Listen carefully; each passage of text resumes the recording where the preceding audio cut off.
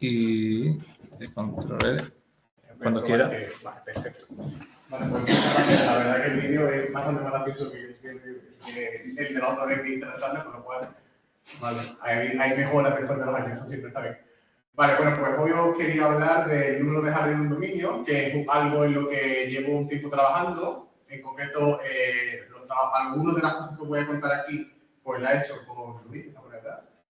Con Manolo Contreras, con María Culu y con Dimitri Betsakos. Y bueno, como sé que esto es un seminario PHP en el que no todo el mundo viene de análisis, no todo el mundo sabe que es un espacio de Hardy, que es lo que ya aparece en el título de la presentación, ¿no? Pues en realidad lo que quiero hacer es restringirme a obviar todos los detalles técnicos, contar un poco las ideas y las herramientas que aparecen, por si os puede servir de algo, ¿no? Y bueno, simplemente pues la idea era un poco como hacer una especie como de pequeño survey o mini survey de qué es el problema, qué se sabe, qué es lo que nosotros modestamente hemos podido aportar y en qué estamos trabajando después de eso, ¿no? Y entonces, bueno, pues como decía, pues hay que empezar por una charla que me está explicando el título, si no todo el mundo lo conoce, ¿no? Y entonces hay que hablar un poco qué es esto de los espacios de Hardy. Pero antes de eso, bueno, me piden que, como en todos los seminarios, presentemos esto del mapa de las matemáticas, ¿no? Y exactamente dónde estoy yo. Yo, de hecho, claro, si lo hablo de espacios de Hardy, pues me situaría un poco a la izquierda por el centro, en esa parte que pone variable compleja, o sea, que es justo lo que he señalado en amarillo. Y bueno, en realidad eso es lo que hablamos hoy, también un poco también lo mezclamos un poco en el sentido de hacer dinámica compleja con sistemas dinámicos, porque nosotros hacemos cosas de dinámica compleja, y de hecho hablaré un minutito después. Y también va a aparecer una cosa llamada la medida armónica, así que supongo que tengo derecho a también poner amarillo y meterme ahí donde pone teoría de la medida, aunque no es exactamente quizás eso, pero bueno, más o menos esa es mi localización, ¿no? Como decía entonces, el objeto de hoy central es los espacios de Hardy, ¿no? Y se definen su definición al menos de la siguiente manera: tú coges un número que esté entre positivo o infinito, y entonces yo pienso en el espacio de Hardy, o se define el espacio de Hardy como todas las aplicaciones holomorfas definidas en el disco, con valores allí donde sea, ¿no? De manera que se cumple una cierta condición. Esa condición, si P es finito, es una condición integral. Lo que pido es que las medias integrales de la función en discos de radio R estén todas acotadas. Y si P es infinito, lo que pido no es que las medias estén acotadas, sino que la función esté acotada. Vale, si hacemos un poco de, digamos, nos recordamos un poco a nuestras clases que todos seguro que hemos hecho de análisis funcional, pues por ejemplo, si pongo P igual a 2, el espacio H2 es el espacio de Hilbert. Si pongo, en general no todos son espacios de Hilbert, o sea que no toda esa clase de familias que ahí aparecen tienen tan buenas propiedades, pero bueno, por ejemplo, si P es mayor o igual que 1, al menos son espacios de Banach. Y en general, para todos los P no puedo P tanto como que sean espacios de Banach, porque lo que defino ahí no tiene por qué ser siempre una norma, pero bueno, en general puedo darme a decir que son espacios métricos completos, o sea que son espacios que tienen buenas propiedades, ¿vale? Claro, uno podría pensar, ya está aquí contándome justo lo que él sabe y lo que a nadie más le interesa, ¿no? Y es como un nicho de la matemática, pero en realidad no es verdad. Si uno hace un ejercicio muy sencillo, como irse a una página web que seguro que utilizamos todos, que es Mastiner, poner espacios de Hardy, buscar cuántas hay, y resulta que hay casi 9.000 resultados de cosas en espacios de Hardy y Mastiner, ¿no? O sea que realmente es una cosa que está muy activa hoy en día, ¿no? Y de hecho, otro ejercicio que puedo hacer uno es decir, vale, pues enséñame entonces cuál es el primer artículo que Martínez tiene en el que aparece la palabra espacios de Hardy. Y aparece uno en los proceedings de la OMS del año 63, pero en realidad los espacios de Hardy son mucho más antiguos. Se introducen con ese nombre en 1923, un artículo de 1923 de uno de los hermanos Ries. Y bueno, yo creo que más o menos todos sabemos identificar que la ecuación que aparece ahí, pues un poco lo que define los espacios de Hardy que he puesto antes, ¿no? Y de hecho, si leéis un poquito la línea de abajo, pues lo que él hace es atribuirle a Hardy la definición de esos espacios en un artículo anterior, y digamos que en él le da, digamos, los créditos a él por esa idea, y lo que hace es estudiar esos espacios, ¿no? Vale, nosotros no vamos a hacer análisis funcional hoy, sino que yo, para este problema, cuando pienso en la función de Hardy, lo pienso simplemente como una familia una colección de funciones holomorfas, y ya está. Y no me importa su norma, ni me importa su topología, ni nada de eso. Simplemente pienso que son sacos en los que acaban ciertas funciones, ¿no? Y entonces lo que sí me interesa y sí es crucial para el problema es intentar ver cuando uno de esos espacios está contenido en otro. Y resulta que eso es bastante clásico, eso se conoce, eso no hay problema. Y el resultado es que H en general, un espacio HP está contenido en el espacio HQ, sí, solo sí, el T es más grande que el Q. O sea que, de alguna manera, cuanto más grande es P, más chico es el espacio. Y de hecho, lo que puedo hacer es formar, digamos, una cadena con todos los espacios, en el que H infinito es el más chico, y después estaría alguno más grande, o sea, H infinito lo puedo meter, por ejemplo, en H3, que lo puedo meter a su vez en H2, que como tiene que ver un tipo de grande, y así, ¿no? Bueno, pues cuando hablo de esto de número de Hardy, pues por ejemplo, lo que estoy pensando, la idea que lo define es la siguiente. Yo puedo coger una función monomorfa, definida en el disco, y esa puede que no esté en ningún espacio de Hardy. Vale, pues si eso pasa, no, claramente no puedo hacer nada, ¿no? Pero la gracia está en con una función monomorfa y, digamos, situarla en la parte derecha de esta cadena, que es donde está el espacio más grande, y ver, por ejemplo, intentar decir, bueno, imaginaos que mi función pertenece a H1 medio. Vale, pues ya le he metido hasta ese punto de la cadena. Y ahora me hago la pregunta, ¿pertenece a H1? También, pues ya la he metido un poquito más dentro de la cadena. ¿Pertenece a H2? Vale, pues ya no. Pues resulta que entonces puedo meter la función a través de esa cadena hasta un punto entre el 1 y el 2. Esa es justo la idea de el número de Hardy de una función. O sea, si tengo la definición es que si tengo una función homomorfa definida en el disco, el mejor P en el que puedo meter la función en HP, ese es su número de Hardy. Y si no existe ninguno, pues su número de Hardy es 0 y ya está, ¿no? Podríamos dar un ejemplo. Por ejemplo, si la función es acotada, pues claramente su número más infinito, porque entonces, entonces claramente ya, la función ya está en H infinito, por lo cual ese es el número, ese es el supremo. Pero bueno, no todas las cosas tienen número infinito, ¿no? Sino, por ejemplo, si cogéis esta función, 1 partido de 1 menos z, es una función que vuelvo a morfar en el disco, resulta que os ponéis, comprobáis las funciones integrales que aparecen antes, y resulta que si uno lo mira, lo que cumple esa función es que está en HP si solo si está estrictamente entre 0 y 1. Vale, pues entonces, como supremo, su número de Hardy es 1. No significa que esté en H1, pero sí está al menos en todos los anteriores, como el número supremo, pues esa es la idea, ¿sí? Vale, esto es el número de Hardy de una función, pero el título decía el número de Hardy de un dominio. ¿Cuál es la idea? Y en realidad es muy parecida. Si tengo un dominio, y yo pienso en un dominio como un subconjunto abierto y con eso del plano, pues el número de Hardy es lo siguiente. El número de Hardy de un dominio es el mínimo o el ínfimo en general de los números de Hardy de las funciones que esté en ese espacio, ¿no? Que pongo ahí. O sea, las funciones holomorfas definidas en el disco cuya imagen acaba en omega. Esa es la definición que le pongo. O sea, que cojo, la idea un poco es coger todas las aplicaciones del disco cuya imagen acaben dentro de omega y mirar si a la vez puedo meterlas todas en un espacio de Hardy. Esa es un poco la idea, ¿no? Se puede reformular como lo de abajo, esa es una igualdad que se tiene siempre, ahí no hay mucha historia. Y de nuevo podemos poner un ejemplo. Pues, por ejemplo, si el dominio es acotado, todas las funciones que acaban ahí, todas las funciones que tienen imagen ahí dentro, están en H infinito, por lo cual el número de Hardy de ese dominio es infinito. Y en realidad, trabajando un poco con el ejemplo anterior, se puede hacer una cuenta y vemos que si el dominio es un semiplano, o sea, lo que queda por encima o por debajo de una serie recta, entonces el número de Hardy es 1. Vale, también podemos dar algunas propiedades digamos, de esa idea, del número de Hardy de una función que funcionan bastante bien.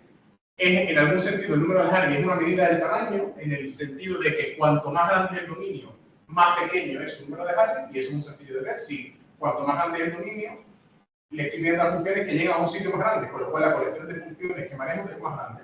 Con lo cual, como el número de Hardy está definido en términos de un ínfimo, pues es más pequeño. Vale, y también pasa lo siguiente, si yo tengo una función, los espacios de Hardy son espacios vectoriales, con lo cual si cojo una función y le sumo algo o la multiplico por algo, en los espacios de Hardy los que están no cambian. Con lo cual lo mismo pasa para el dominio, si tengo un dominio y lo traslado o le hago una potencia, su número de Hardy no cambia.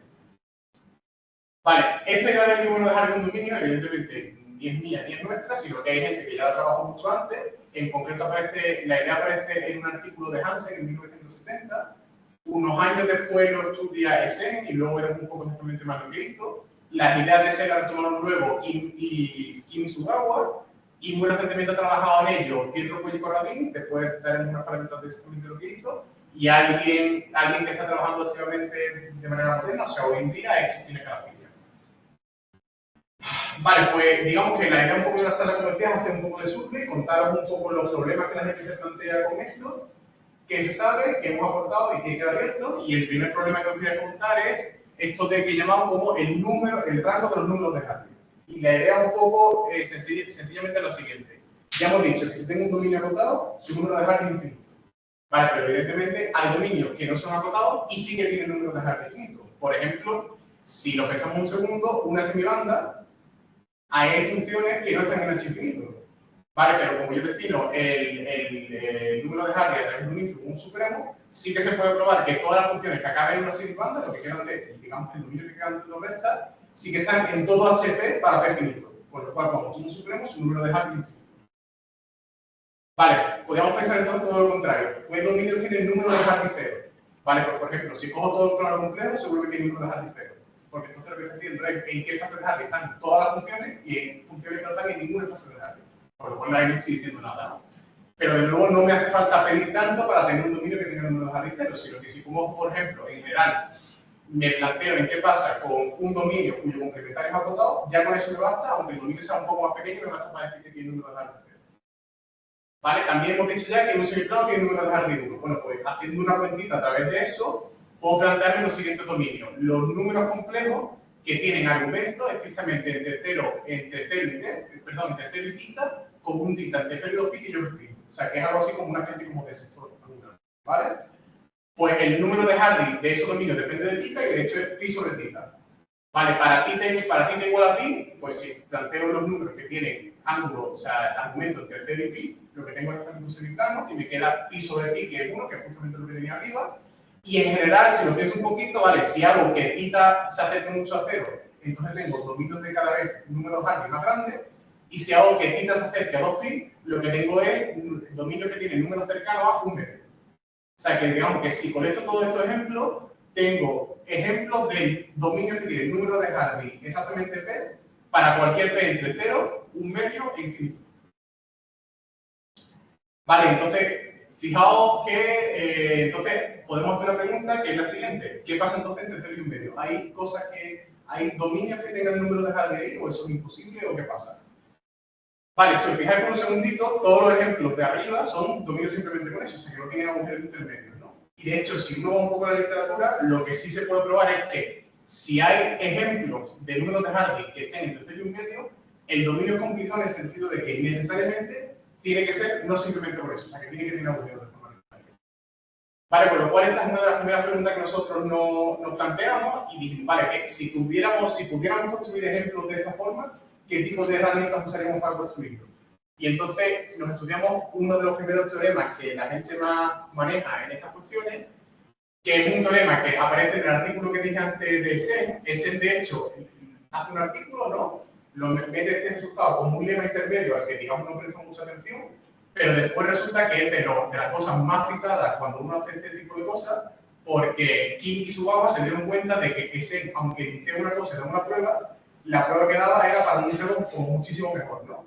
En concreto, lo que sí Kim y Subawa se dieron cuenta es que si tú tienes un dominio que contenga el 0, y eso no es mucho suponer porque siempre lo puedo trasladar para que lo contenga, pues yo puedo calcular su número de Hardy con esa fórmula de ahí, en la que aparece R más un radio, ¿vale?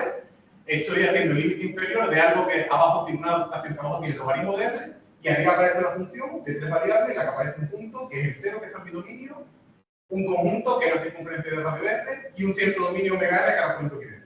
¿Quién es esa función de 3 variables? Pues esa función es lo que se conoce como medida armónica y seguro que muchos no la conocéis y su definición más o menos es la siguiente, a ver si soy capaz de introducirla.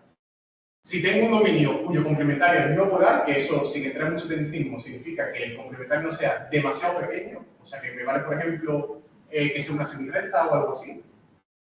Pues entonces, la medida armónica es una función de 3 variables, un punto z, un punto b y un dominio omega, donde b es un conjunto de la frontera de omega, z es un punto de omega, y el valor de la medida armónica de b respecto a omega en z es, en realidad es un problema de ecuaciones diferenciales. O sea, me planteo el problema generalizado de Dirichlet en omega, o sea, me planteo la ecuación Laplaciano igual a 0, y la resuelvo con valor frontera, de manera que tenga 1 en b y 0 en el complementario. Y la medida armónica será, pues, la medida armónica z será el valor en z de la solución de este problema. Vale, si os digo eso, probablemente nadie lo ha entendido, pero si os pongo un dibujito, más o menos yo creo que todos podemos hacer un esfuerzo por entenderlo. Si tengo, por ejemplo, ese dominio omega y tengo ese conjunto B y me planteo cuál es la medida armónica en este punto z, pues en realidad lo que tengo que encontrar es una función de Laplaciano igual a 0, es una función armónica que valga 0 en esta parte y esta parte de la frontera y 1 en B. ¿Vale? Hay una manera, digamos que hay una manera probabilística de entender esto, que en realidad se puede entender que la medida armónica de B con respecto a Z, en el punto Z con respecto a omega, es algo así como que si Z empieza lo que se dice un movimiento browniano a través de omega, o sea que se mueve en todas las direcciones sin ninguna dirección prefijada, Pues en realidad esta medida armónica es la probabilidad de que z, cuando se mueva y salga de omega por la frontera, lo haga a través de b. Esa es un poco la idea intuitiva. O sea que en este ejemplo concreto, pues, por ejemplo, es mucho más sencillo que salga por aquí o por aquí a que dé toda la vuelta y salga por b. Con lo cual, este valor de la medida armónica, que pues será así como probabilidad, será bastante pequeño, será pues 0,1 o algo así. ¿Y por qué recibe el nombre de medida armónica? Bueno, porque si fijo b y me lo planteo como una función de z, esta función que es armónica en el dominio omega, y si me fijo z y me lo planteo como una función de b, resulta que es una medida de probabilidad. O sea que el nombre de medida armónica está bastante justificado, ¿no? Entonces, lo que propone Kim y Sugawa es la siguiente operación. Si tú tienes un dominio, como puede ser este dominio naranja de aquí, pues digamos que le realiza la siguiente operación. Coge un radio R, corta el dominio con valor, o sea, corta el dominio con las circunferencias del radio R, mira la componente que se queda con el 0, y lo que tienes que intentar estimar es la medida armónica del conjunto circunferencia del radio R, o sea, en este caso, este cachito de aquí y este cachito de aquí, e intentar ver la probabilidad de que el 0 salga de omega r, de este dominio que está subrayado, a través de alguno de estos dos. Si eres capaz de resolver esa medida armónica y esa probabilidad para siempre y eres capaz de calcular este límite, pues eso da exactamente el número de radios. Lo que probó Sen era, en realidad, lo que si uno se va, solo por la curiosidad, si uno se va al artículo de Sen, lo que probó Sen es que este es positivo si solo si este es positivo. Y en realidad, lo que se dieron cuenta es que si uno sigue la prueba, en realidad lo que sale es que los dos son exactamente iguales. Vale, pues usamos esta herramienta, nosotros hemos construido, o sea que hemos hecho lo siguiente, ¿no? O sea, para cada P entre 0 y 1,5, que es ese grado en el que no se sabían los dominios que si podían tener el número de Hardy allí, pues sí que hay al menos un dominio que tenga el número de Hardy exactamente. Vale, con lo cual la cuestión del dominio simplemente es tomar todo el plano complejo al que le quito algunos casos de circunferencia y digamos que elijo los radios y las ventanas del momento que no lo estoy quitando para que la medida armónica funcione de manera que esto tenga uno de análisis. Vale, otro problema que nos hemos planteado es decir, vale, podemos dar nuevas descripciones del número de Hardy. O sea, hemos visto, acabamos de ver una descripción sobre la medida armónica. ¿Podemos hacer algo más? Bueno, pues podemos hacer una descripción con una cosa que se llama la función de Green. ¿Vale? Si fijo un dominio, su función de Green es una función de dos variables, que básicamente, a lo mejor suelen también algunas ecuaciones, es simplemente una medida, usamos una función de dos variables en la que si fijo una de ellas, pues con respecto a la otra variable es armónica, salvo en todo dominio, salvo si le quito un punto, y de hecho es acotada fuera de todo entorno de la segunda variable. Si las dos variables son iguales, toma el valor más infinito, por eso no puede ser acotada el punto. Y de hecho, se sabe exactamente cómo divergen si las dos variables son iguales, y tiene que diverger como menos el logaritmo del módulo de diferencia. Y lo que tiene que cumplir es que cuando fijo una variable y hago que la otra tienda a la frontera del conjunto, tiene que tender a cero. Vale, no todos los dominios tienen una función de Green, pero si tiene una función de Green es única. Y de hecho podemos caracterizar todos los dominios que tienen función de Green, de nuevo con esa condición que nos salía antes, son exactamente los dominios cuyo complementario es no polar. Vale, la función de Green, que aquí se define de manera un poco abstracta, a veces tiene forma sencilla, o sea que a veces son cosas que podemos tratar, ¿no? En el caso del dispunidad, pues no es más que esta función. Y lo que nosotros hemos hecho es intentar dar una descripción de los números de Hardy a través de la función de Green. Para eso la operación es muy sencilla. Se coge un dominio que tenga función de Green, o sea que su complementario no sea polar. Suponemos que contiene 0, si no lo traslado para que lo haga. Y lo que hacemos es coger la función de Green y hacerle su suma integral a radio R. Y para hacer esto hay veces que me saldrá el dominio, por lo cual esta función no está definida, pues ahí donde no está definida, simplemente la defino como 0 y asumo que no está integrada.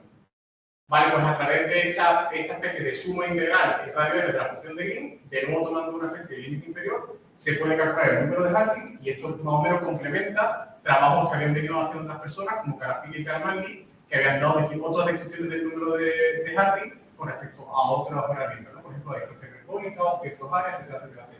La única diferencia es que en su caso las descripciones solo sirven para dominio simplemente con eso, y la nuestra sí que sirven para clases mucho más grandes de dominio. Vale, otra cosa que hace la gente es, bueno, pues intentar buscar relaciones con otros problemas. Pues en nuestro caso, pues por ejemplo, lo que hemos hecho es intentar estudiar el número de Hardy de dominios pequeños.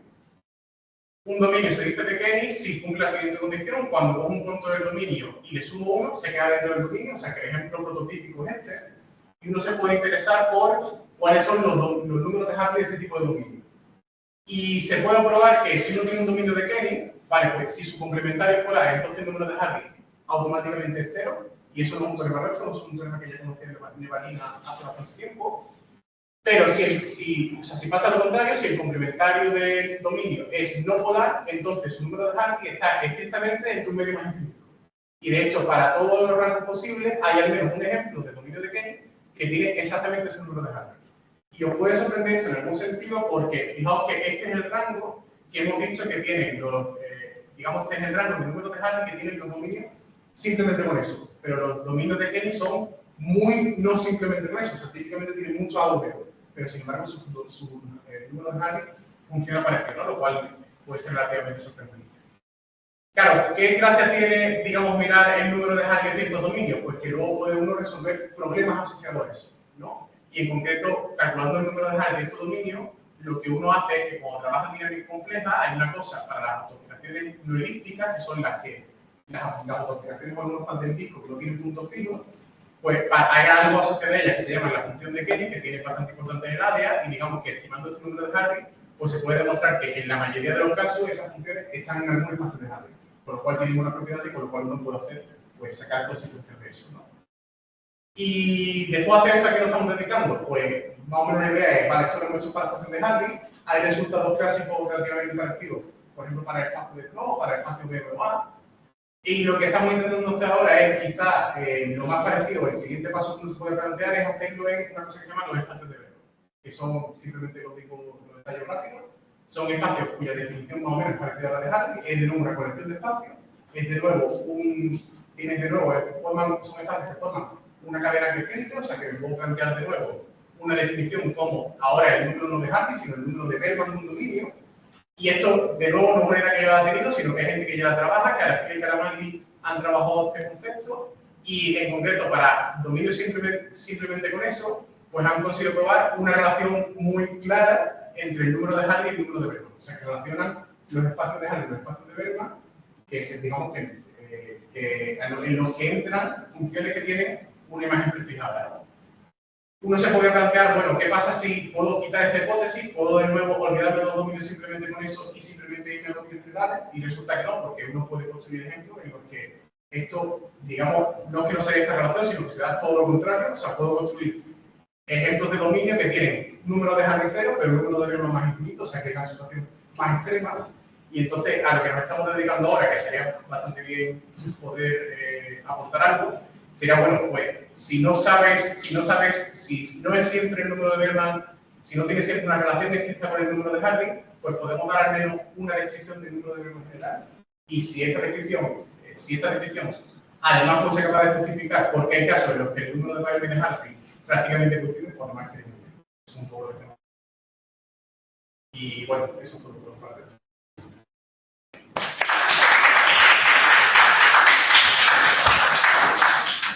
Bueno, ¿tenía alguien alguna pregunta? A ver, un ejemplo sencillo que tenga que vivir, que no dejar los primeros que se conocen son esos, o sea, la verdad está en que nadie lo había hecho antes, nadie lo había hecho antes porque casi todo el mundo, o sea, si uno se mira lo que hay hecho en la literatura para estos casos, casi todo el mundo se dedica a lo simplemente con eso, y lo simplemente con eso no pueden tener el número de Hartley, por lo cual, si el ejemplo tiene que ser no simplemente con eso, o sea, tiene que tener agujero, pues yo creo que probablemente lo más sencillo que pueden encontrar son de esa forma. O sea, digamos, o sea, lo que nosotros hemos construido, ¿no? Algo así, algo que tiene todo el plano complejo al que le quita ciertos arcos de circunferencia y escoge la manera que quita la circunferencia para que al final su número de Hartley sea exactamente ese. Efectivamente, sí, sí. De hecho, no te puedo decir, o sea, es una cosa inductiva, no te puedo decir simplemente que es otro radio y exactamente, sino que digamos que vas encontrando miras cómo funciona la medida armónica radio R y dices, vale, pues entonces aquí tengo que poner un radio para que la medida armónica haga lo que justo lo que quiera. que no puede encontrar un explícito, probablemente, vamos, a lo mejor alguien es capaz de encontrarlo. No lo podría. Y luego, cuando hace, bueno, el teorema de región, sí. cuando hace la definición del dominio que colocamos en el Sí. ¿cuál es la idea que hay detrás de la probabilidad que un punto salga? Vale, claro, es que, vale, no es, o sea, claro, la idea de la probabilidad es, digamos, una idea intuitiva que hay detrás de la medida armónica, pero esa, en este caso, no es la idea que se utiliza para demostrar esto. Lo que se hace en este caso es intentar mirar, bueno, hay un poco de rollo, ¿no? O sea, uno lo que hace es intentar relacionar, vale, esto, el número de Harry de un dominio, hemos dicho que es el ínfimo del número de Harry de aplicaciones, pero en realidad siempre se alcanza con una aplicación, que es una cosa que se llama recubrimiento universal, vale, entonces lo que hace uno es relacionar la medida armónica con esa aplicación, con el recubrimiento universal. Y lo que muestra es que esta medida armónica pues mide, digamos, algo así como lo grande que es ese recubrimiento universal. Y entonces, digamos que esta medida armónica mide algo así como cuando el recubrimiento universal toma en monto el valor R. Y fijando, digamos que estudiando qué pasa en el límite cuando R va teniendo infinito, pues encuentra el número de R. Eso es un poco de... Como Pero, ¿no? Lo estudié. No, ya, pero Sí, sí, sí. digo que hay un punto sale, pero no sé. Sí, esa es la idea intuitiva, pero no, en este caso, y de hecho es la idea con la que se hacen muchas otras cosas, pero no es, quizás no es la idea en concreto en la que sale. Vale. Bueno, ¿alguna otra pregunta? Voy a hacer la típica pregunta. Vale, todo el mundo. Que te aporta el doctorado. Y ya aparte de eso, como ya venía la otra charla antes, si tu visión ha cambiado desde la última charla hasta ahora. Sí. Pues claro, estaba preparando la pregunta, o sea, estaba sabiendo la posibilidad de que me preguntaran ese tipo de cosas, estaba intentando recordar qué es lo que dije la otra vez. Porque es que en realidad tampoco me acuerdo, pero es que creo que lo que dije la otra vez lo que voy a decir ahora y en realidad sirve como reafirmamiento de eso, ¿no? Yo creo que una de las buenas cosas del doctorado es la cantidad de gente que conoce y la cantidad de gente que te aporta, que tiene un interés común a ti, que normalmente es cercana a ti y cómo eso te estimula y te permite crecer, ¿no? Y yo, recordando el otro día, yo creo que esa es la pregunta, exactamente la respuesta que di, y yo me reafirmo, creo que es parte de lo mejor seguro que tiene. No era que doctorado una mierda ni cosas de No. Solo por lo digo el café de nuevo, pero no. De cara a la galería, no sé. Bueno, nada.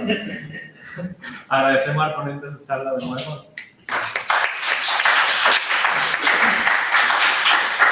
Entonces terminamos la sesión. Ahora tenemos pastelitos ahí fuera.